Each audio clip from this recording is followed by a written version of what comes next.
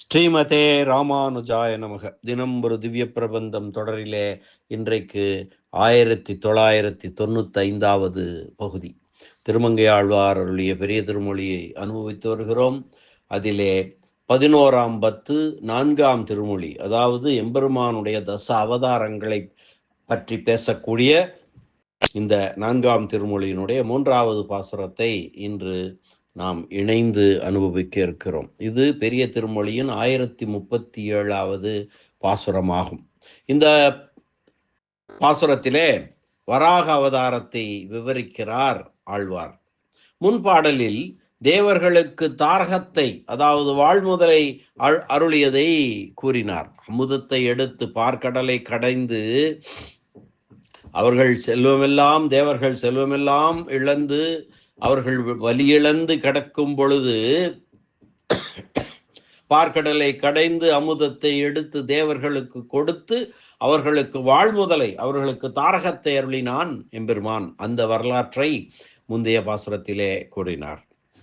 இந்த பாடலில் மண்ணாசை மிகுந்திருக்கும் தேவருக்கு விளைநிலமான பூமியை ஊழி வெள்ளம் கொள்ள உருச்சிதையாமல் அதனை வெள்ளத்திலிருந்து வெளிக்கொண்டு வந்த செயலை நினைத்து மகா வராகத்தின் சிறப்பை நினைப்பிடுகிறார் திருமங்கையாழ்வார் இந்த பாசுரத்திலே. தீதரு திங்கள் பொங்கு சுடர் உம்பர் உம்பர் உலகு ஏழினோடும் உடனே மாதிரம் மண் சுமந்த வடகுன்றம் நின்ற மலையாரும் எழுகடலும் பாதமர் சூழ் குழம்பின் அகமண்டலத்தின் ஒருபால் ஒடுங்க வளர்சேர் ஆதிமுன் ஏனமாகி அரண் ஆய மூர்த்தி அது நம்மை ஆளும் அரசே என்பதுதான் இன்றைய பாசுரம். இந்த பாசுரம், இந்த திருமொழி பாசுரங்கள் எல்லாம் கொஞ்சம் நீளமாகவும் கொஞ்சம் கரடுமுரடமாகவும் இருப்பது போல தோன்றும். ஆனால் பதம் பிரித்து நாம் படித்தோமானால் அன்றாக புரிந்துவிடும். தீது அரு திங்கள் பொங்கு சுடர் உம்பர் உம்பர் உலகு ஏழினோடும் உடனே மாதிரம் மண் சுமந்த வடகுன்றும் நின்ற மலை ஆறும் ஏழு கடலும் பாதமர் சூழ் குழம்பின் அகமண்டலத்தின் ஒரு பாலொடுங்க வளர்சேர் ஆதி முன் ஏனம் ஆகி அரணாய மூர்த்தி அது நம்மை ஆளும் அரசே. அற்புதமான ஒரு பாசுரம். வராக அவதாரத்தை இந்த மாதிரி வர்ணித்து பாட முடியாது. முன்பாடலிலே கூர்மாவதாரத்தை விவரித்தவர் இந்த பாடலிலே மகா வராக அவதாரத்தை அற்புதமாக விவரிக்கிறார். உம்பர் என்றால் வானவர் என்று பொருள். உம்பர் உலகு என்பது வானவர் உலகு, மேல் உலகு. மாதிரம் என்றால் திசை, 8 திசைகள் இருக்கிறது அல்லவா, அந்த மாதிரம் என்று. மண் சுமந்த வடகுன்று, பூமிக்கு ஆதாரமாய் வடதிசையில் இருக்கக்கூடிய மேருமலையை குறிப்பது மண் சுமந்த வடகுன்று. பாதமர், பாதம் கூட்டல் அமர், பாதமர். இந்த பாசுரத்தின் பதவரை பார்க்கலாம். தீது அரு திங்கள் பொங்கு சுடர் உம்பர் உம்பர் உலகு ஏழினோடும் உடனே குற்றமற்ற சந்திரன், தீது அரு திங்கள் பொங்கு சுடர் வெப்பம் மிகுந்த சூரியன், தேவர்கள் அவர்கள் வாழும் மேலேழ் உலகங்களும், மாதிரம் மண் சுமந்த வடகுன்றும் நின்ற மலையாரும் 7 கடல்களும் திக்குகளும், அதாவது 8 திசைகளும் உலகை தன்னுள்ளே கொண்டு தாங்கும் வடக்கில் உள்ள மேருமலை மற்றும் ஏனைய குலமலைகளும், ஆறுகள் 7 கடல்கள் எல்லாம் பாதம் அமர் சூழ் குழம்பின் அகமண்டலத்தின் ஒரு பால் ஒடுங்க வளர். மகாவராக அவதாரம் எடுத்து சென்று அவனை காப்பதற்காக செல்லும் பொழுது அந்த பெரிய வராக அவதாரத்தின் பாதம் திருவடிகளை சேர்த்த பரப்புடைய குழம்பின் உள்வளை, ஒரு குழம்பு வராகமாக பன்றி வடிவம் எடுக்கிறார். அதில் திருவடிகள் இருக்கின்றன. திருவடியின் ஒரு குழம்பின் உள்வளையத்தில் உள்ள ஒரு கூற்றிலே, ஒரு சிறு பகுதியிலே இவையெல்லாம் அடங்கும்படியாக அவன் வளர்ந்திருக்கிறான். அவ்வளவு பெரிய மகா வராகமாய் அவதாரம் செய்தான் என்பதை குறிப்பிடத்தான் இதை சொல்லுகிறார். பாதம் அமர் சூழ் குழம்பின் அகமண்டலத்தின் ஒருபால் ஒடுங்க வளர் சேர் ஆதி முன் ஏனம் ஆகி தகுதியுடைய காரணப் பொருளாய் வராக கல்பத்தின் தொடக்கத்தில் பெரும் பன்றியாகி ஆதி முன் ஏனம் ஆகி அரணாய மூர்த்தி அது நம்மை காப்பதாகிய அந்த திருமேனியானது நம்மை ஆளும் அரசே, நம்மை அடிமை கொண்டு நடத்தும் பொருளாகும். பாது என்பது பாதம் என்பதின் விகாரமாகும்.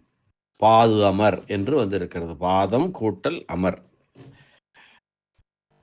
குற்றமற்ற சந்திரனும் ஒளியுள்ள சூரியனும் தேவர்களும் மேல் உலகங்கள் 7 திசைகளும் பூமியை தாங்கும் மேருமலையும் மற்ற குலைமலைகளும் 7 கடல்களும் ஆகிய இவையெல்லாம் திருவடிகளிலே பொருந்தியுள்ள திருக்குழம்பின் உள் வலயத்தின் ஒரு பக்கத்தில் அடங்கும்படியாக வளர்ந்து நிற்பவனாய் தகுதியான காரணபூதனாய் வராக கல்பத்தில் பெரிய வராக வடிவாகி பாதுகாப்பவனாய் நின்ற அந்த சுவாமியே நம்மை அடிமை கொள்ள வல்ல பிரபு ஆவார்.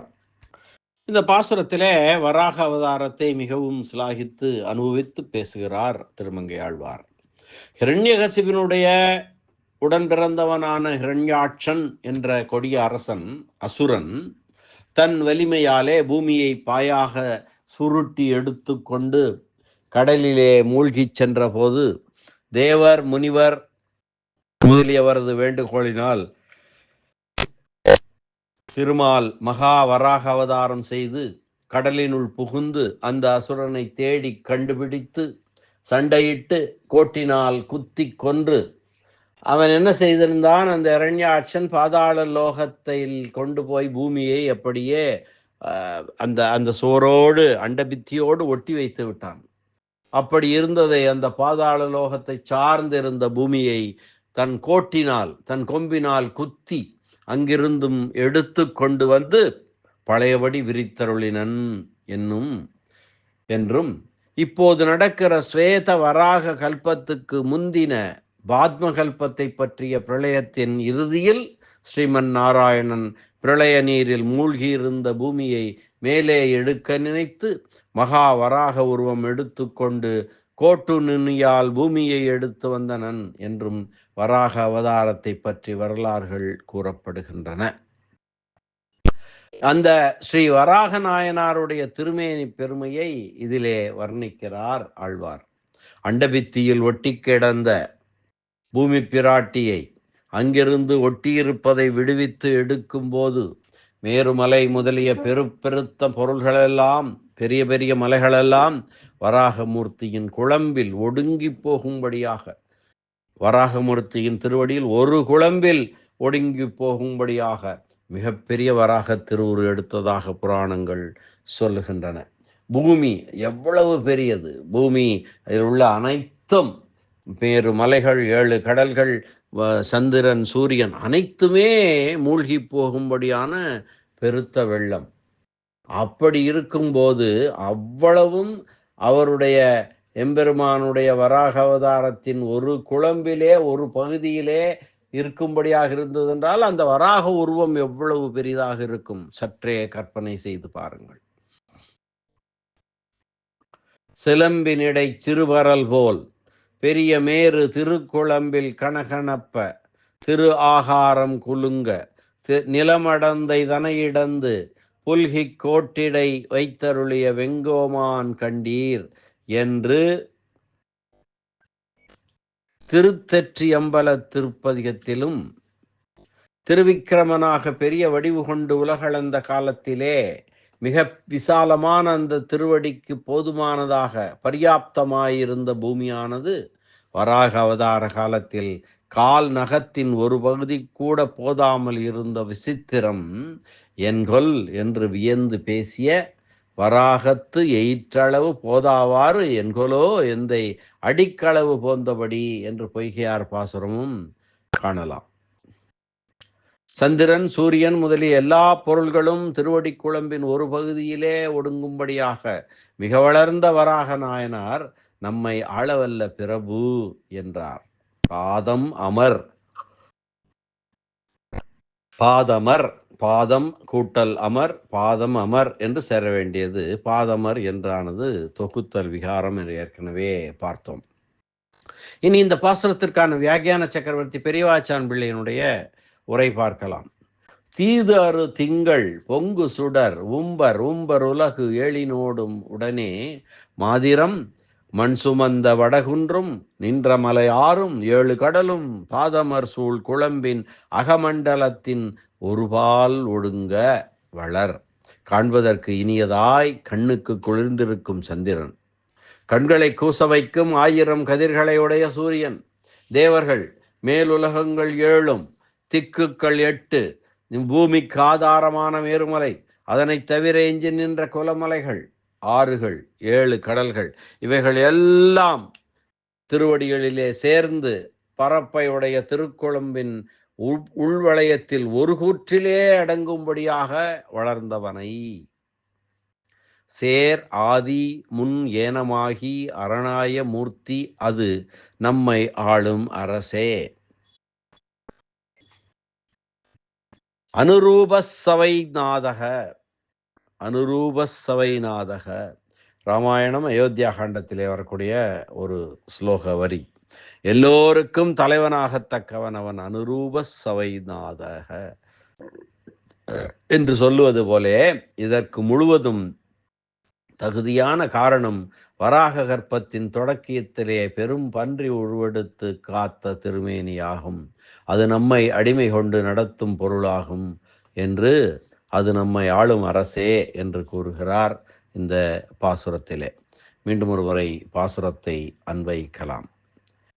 தீதரு திங்கள் பொங்கு சுடர் உம்பர் உம்பர் உலகு எழினோடும் உடனே மாதிரம் மண் சுமந்த வடகுன்றும் நின்ற மலை ஆறும் 7 கடலும் பாதமர் சூழ் குழம்பின் அகமண்டலத்தின் ஒருபால் ஒடுங்க வளர்சேர் ஆதிமுன் ஏனம் ஆகி அரணாய மூர்த்தி அது நம்மை ஆளும் அரசே என்ற இந்த அற்புதமான பாசுர அனுபவத்தை இந்த அளவிலே நிறைவு செய்வோம்.